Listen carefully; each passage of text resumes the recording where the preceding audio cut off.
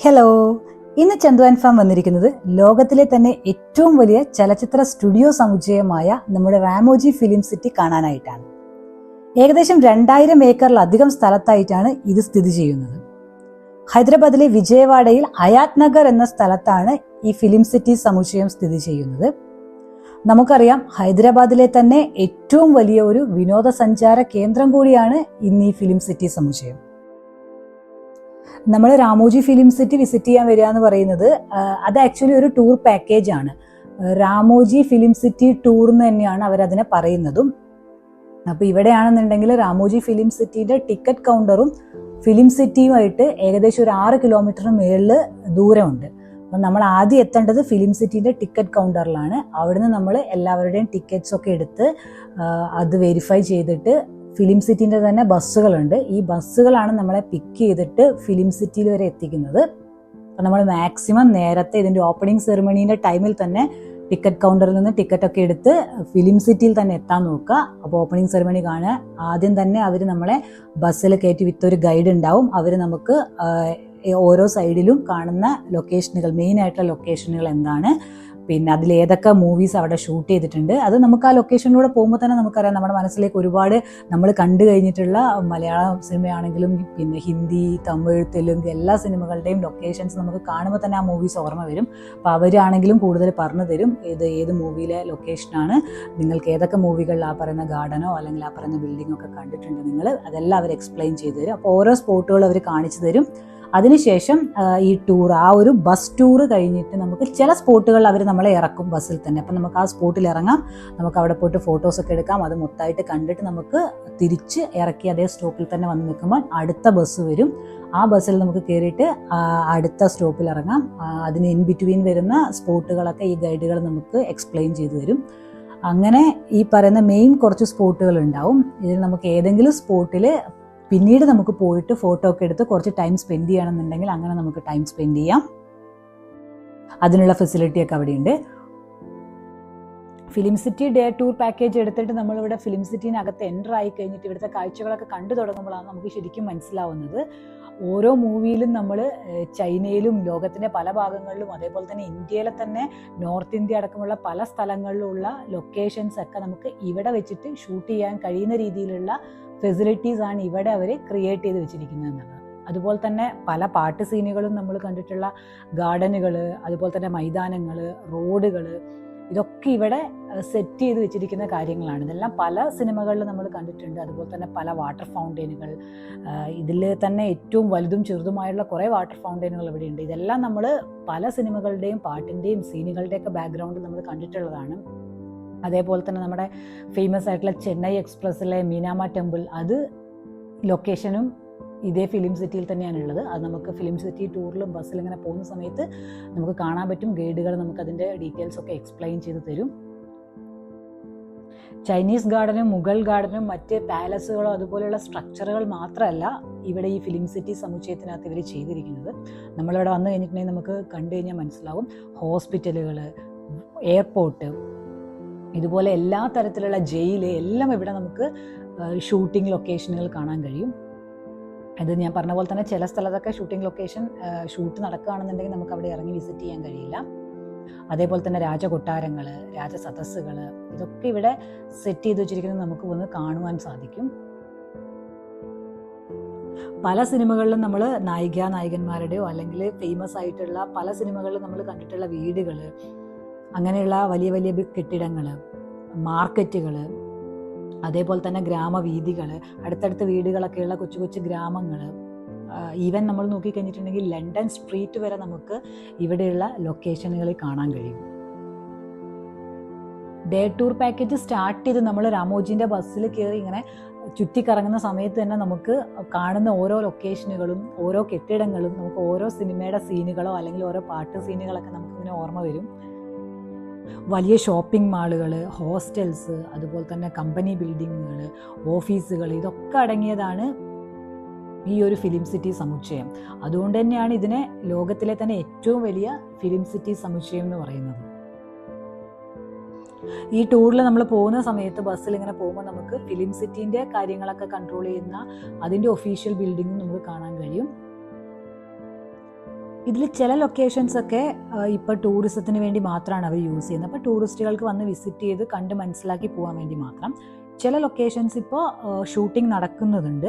അങ്ങനെയുള്ളിടത്ത് നമുക്ക് ചിലപ്പോൾ ഷൂട്ടിംഗ് നടക്കുന്ന സമയമാണെങ്കിൽ നമുക്ക് ഇറങ്ങി വിസിറ്റ് ചെയ്യാൻ കഴിയില്ല. പോകുന്ന സമയത്ത് അവർ എക്സ്പ്ലെയിൻ ചെയ്തു തരും, ഇതെന്താണ്, ഇപ്പോൾ അവിടെ ഷൂട്ടിംഗ് നടക്കുന്നുണ്ട്, ഏത് മൂവി ഷൂട്ടിംഗ് ആണെന്നൊക്കെ നമുക്ക് പറഞ്ഞു തരും. ശരിക്കും പറഞ്ഞാൽ ഇവിടെ വന്ന് ഇതൊക്കെ നേരിട്ട് കാണുമ്പം അത്ഭുതം തന്നെയാണ് നമുക്ക് ഫീൽ ചെയ്യുക. കാരണം നമ്മൾ പല പല സിനിമകളിൽ, അത് ചിലപ്പോൾ നോർത്ത് ഇന്ത്യനോ സൗത്ത് ഇന്ത്യനോ സിനിമകളിലൊക്കെ നമ്മൾ പല പല ലൊക്കേഷനിലാണെന്ന് വിചാരിച്ച് നമ്മൾ കണ്ട പല സീനിൻ്റെയും ലൊക്കേഷൻസൊക്കെ ഇവിടെ ഒരൊറ്റയിടത്ത് ആണെന്ന് നമുക്ക് തിരിച്ചറിയുമ്പോൾ ആളുകളൊക്കെ ശരിക്കും പറഞ്ഞാൽ ഫോട്ടോ എടുക്കാനും ആ ലൊക്കേഷനിൽ വീഡിയോ എടുക്കാനൊക്കെ ആയിട്ട് ഭയങ്കര തിരക്കിലാണ്. എല്ലാവരും ഭയങ്കരമായിട്ട് ആ ഒരു ഫീല് നമുക്ക് എല്ലാവരിലും കാണാൻ പറ്റും. റാമോജി ഫിലിം സിറ്റി എന്ന് നമ്മൾ കേൾക്കുമ്പോൾ തന്നെ നമ്മുടെ മനസ്സിലേക്ക് ഓടി വരുന്ന കാര്യങ്ങൾ എന്ന് പറഞ്ഞു കഴിഞ്ഞിട്ടുണ്ടെങ്കിൽ നമ്മൾ ഒരുപാട് സിനിമകളിൽ കണ്ടിട്ടുള്ള ലൊക്കേഷൻസ്, അതിൻ്റെയൊക്കെ സെറ്റുകൾ നമുക്ക് നേരിട്ട് കാണാൻ പറ്റും.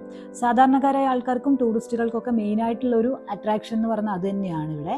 പക്ഷേ അതിനപ്പുറത്തേക്ക് ഇവിടെയുള്ളൊരു മെയിൻ ഇമ്പോർട്ടൻ്റ് ആയിട്ടുള്ള കാര്യം എന്ന് പറയുന്നത് ഫിലിം ഫീൽഡിനെ അല്ലെങ്കിൽ സിനിമാറ്റോഗ്രഫീനെയൊക്കെ ഏറ്റവും കൂടുതൽ ഇഷ്ടപ്പെടുന്ന ആൾക്കാർക്ക്, അത് പഠിക്കാനും അതിനെ അറിയാനും താല്പര്യമുള്ള ആൾക്കാർക്ക് ഇതിൻ്റെ ടെക്നിക്കൽ വശങ്ങൾ അല്ലെങ്കിലും പുതിയ പുതിയ ടെക്നോളജികളൊക്കെ എങ്ങനെയാണ് ഇതിനകത്ത് നമ്മൾ പ്രയോഗിക്കുന്നത്, എങ്ങനെയാണിത് ഉപയോഗിക്കുന്നത്, എങ്ങനെയാണ് ഷൂട്ട് ചെയ്യുന്നത്, അതെങ്ങനെയാണ് നമ്മൾ ഫിലിമായിട്ട് നമ്മൾ കാണുമ്പോഴത്തേക്ക് അതിൻ്റെ മേക്കിംഗ് പ്രോസസ്സ് എങ്ങനെയാണ്, അങ്ങനെയുള്ള ഒരുപാട് ഡീറ്റെയിൽസ് ഇവിടെ പല പല ഷോകളിലായിട്ട് ഇവിടെ വരുന്ന ആളുകൾക്ക് എക്സ്പ്ലെയിൻ ചെയ്ത് കൊടുക്കുന്നുണ്ട്. അപ്പോൾ അങ്ങനെയുള്ള ഷോകളെക്കുറിച്ചും അതിൻ്റെ ഡീറ്റെയിൽസൊക്കെ നമുക്ക് വരും എപ്പിസോഡുകളിൽ, ഫിലിം സിറ്റിയിൽ നിന്നുള്ള അടുത്ത എപ്പിസോഡുകളിൽ നമുക്ക് നോക്കാം എന്തൊക്കെയാണെന്നുള്ളതൊക്കെ.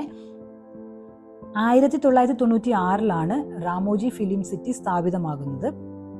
രാമോജി റാവു ആണ് ഇതിൻ്റെ സ്ഥാപകൻ. ഇന്നിതിൻ്റെ കാര്യങ്ങളെല്ലാം നോക്കി നടത്തി പോകുന്നത് ഒരു ഗ്രൂപ്പാണ്, രാമോജി ഗ്രൂപ്പ്. ഇവിടേക്ക് വരാനാണെന്നുണ്ടെങ്കിൽ വലിയ കൂടുതലായിട്ട് നമുക്ക് അറിയാനൊന്നുമില്ല. ഇത് നാഷണൽ ഹൈവേ, അതായത് NH9 വളരെ നിയർ ബൈ ആയിട്ടാണ് ഈ ഒരു ലൊക്കേഷൻ ഉള്ളത്. ഗൂഗിൾ മാപ്പിൽ അവൈലബിൾ ആണ്. പിന്നെ ശ്രദ്ധിക്കേണ്ട കാര്യം, ആദ്യം നമ്മൾ രാമോജി ഫിലിം സിറ്റിന്ന് ലൊക്കേഷൻ ഇട്ട് പോവാതെ ടിക്കറ്റ് കൗണ്ടറിൽ വന്ന് ടിക്കറ്റ് എടുത്തിട്ട് വേണം നമുക്ക് അവിടുന്ന് രാമോജീൻ്റെ ബസ്സിൽ നമുക്ക് അങ്ങോട്ടേക്ക് പോകാൻ കഴിയുള്ളൂ. ശരിക്കും പറഞ്ഞു കഴിഞ്ഞിട്ടുണ്ടെങ്കിൽ രാമോജി റാവുവിൻ്റെ ഉടമസ്ഥതയിൽ ഉണ്ടായിരുന്ന ഉഷാ കിരൺ മൂവീസ് എന്ന് പറയുന്ന ഒരു ചലച്ചിത്ര കമ്പനി, അത് ഇന്ത്യൻ ചലച്ചിത്രങ്ങളിൽ ചെലുത്തിയ ഒരു സ്വാധീനത്തിൻ്റെ അനന്തരഫലമാണ് ഇങ്ങനെ ഒരു ഫിലിം സിറ്റി സമുച്ചയം ഈ ഒരു രീതിയിൽ ഇവിടെ ഉണ്ടാക്കപ്പെട്ടതെന്ന് നമുക്ക് പറയാൻ കഴിയും.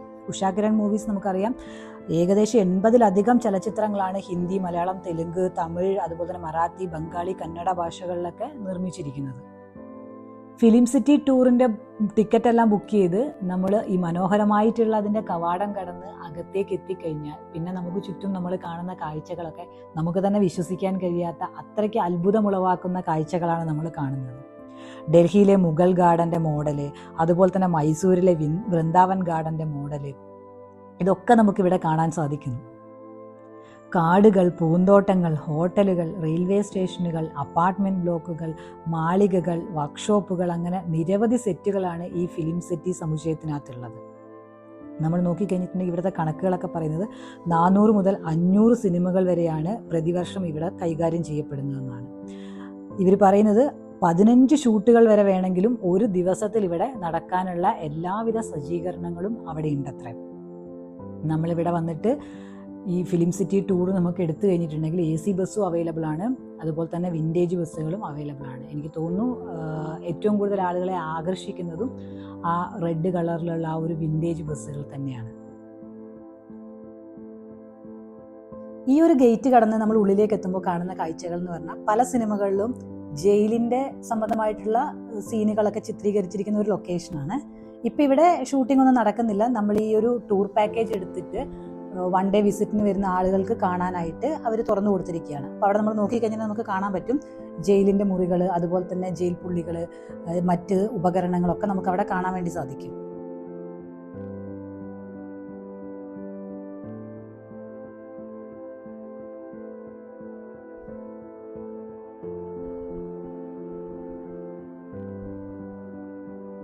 ഈ കാണുന്ന സ്പേസ് ഒക്കെ എന്ന് പറഞ്ഞാൽ ഇൻഡോർ ഷൂട്ടിംഗ് സ്പേസുകളാണ്. അത് വേക്കൻ്റ് ആയിരിക്കും. ഓരോ സിനിമയ്ക്കും ആ നിർമ്മാതാവ് വന്നിട്ട് അത് വാടകയ്ക്ക് എടുത്തിട്ട് അവിടെ നമുക്ക് ആവശ്യമായ രീതിയിൽ നമുക്ക് സെറ്റ് ഇട്ടെടുക്കാൻ കഴിയും. അപ്പം നമ്മളിതിലെ പാസ് ചെയ്തപ്പോഴാണ് ഈ ഗൈഡ് പറയുമ്പോഴാണ് നമ്മൾ അറിയുന്നത് 2-3 ദിവസം മുൻപാണ് ഇവിടെ പുഷ്പ 2ൻ്റെ ഷൂട്ടിംഗ് കഴിഞ്ഞിട്ടുള്ളത്. ഈ ഒരു ഇടനാഴി നമ്മളെ കൊണ്ടെത്തിക്കുന്നത് ശരിക്കും പറഞ്ഞ ഒരു രാജകൊട്ടാരത്തിലേക്കാണ്. ഇവിടെ നോക്കിക്കഴിഞ്ഞിട്ടുണ്ടെങ്കിൽ നമുക്കറിയാം ഇത് ഒരുപാട് പുരാണ സീരിയലുകളിലും പുരാണ സിനിമകളിലൊക്കെ ലൊക്കേഷൻ ആയിട്ടുള്ളൊരു സ്ഥലമാണ്. എന്നാൽ എനിക്ക് തോന്നുന്നു ഇപ്പൊ ഇവിടെ ഷൂട്ടിങ്ങുകളൊന്നും നടക്കുന്നില്ല. ഇതും ഈ പറഞ്ഞ പോലെ തന്നെ നമ്മൾ ഇവിടെ രാമോജി ഫിലിം സിറ്റി വിസിറ്റ് ചെയ്യാൻ വരുന്ന ആളുകൾക്ക് ആ ലൊക്കേഷനും അവിടെയുള്ള ചിത്രപ്പണികളും കൊട്ടാര സദസ്സ് എങ്ങനെയാണ് ബാക്കിയുള്ള കാര്യങ്ങളൊക്കെ കണ്ട് മനസ്സിലാക്കാൻ വേണ്ടിയിട്ട് അവരൊരു പിന്നെ എക്സിബിഷൻ ഹാൾ പോലെ അല്ലെങ്കിൽ മ്യൂസിയം പോലെയൊക്കെ തുറന്നു കൊടുത്തിരിക്കുകയാണ്. അപ്പം നമുക്ക് അവിടെ കണ്ടു കഴിഞ്ഞിട്ട് നമുക്ക് ശരിക്കും മനസ്സിലാകും അവിടേക്ക് നമ്മളെ നയിക്കുന്ന ആ ഒരു ഇടനാഴിയുടെ ഇരുവശവും തന്നെ ഒരുപാട് ചിത്രപ്പണികളും അതുപോലെ തന്നെ ശില്പങ്ങളും ചിത്രങ്ങളും ഒക്കെ പെയിന്റിങ്ങുകളൊക്കെ ഉണ്ട്. അതിനകത്ത് കയറി കഴിഞ്ഞാൽ നമ്മൾ ശരിക്കും പറഞ്ഞ ഒരു മായാലോകത്തെത്തിയ പോലെയാണ്.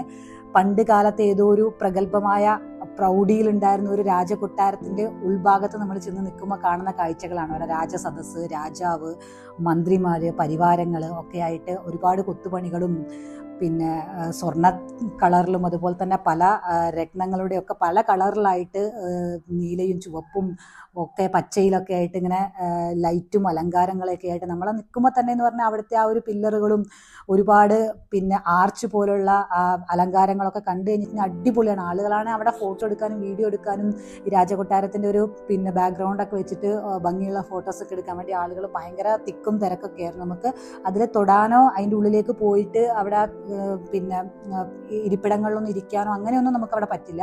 അവിടെ നമുക്ക് നടന്നു പോകാനും കാഴ്ചകൾ കാണാനായിട്ടൊരു കമ്പി ഇട്ട് അതിൻ്റെ ഉള്ളിൽ ഒരു ഇടനാഴി പോലെ ചെറിയ പോർഷനുണ്ട്. അവിടെ നിന്നിട്ടേ നമുക്ക് കാണാനും ഫോട്ടോസൊക്കെ എടുക്കാനും കഴിയുള്ളൂ. കാരണം ഇതൊക്കെയെന്ന് പറഞ്ഞു കഴിഞ്ഞാൽ നമുക്കറിയാം ഒരുപാട് ഇൻവെസ്റ്റ് ചെയ്തിട്ടായിരിക്കും അവർ ഇങ്ങനെയൊരു സെറ്റൊക്കെ അവിടെ ഇട്ടിരിക്കുന്നത്.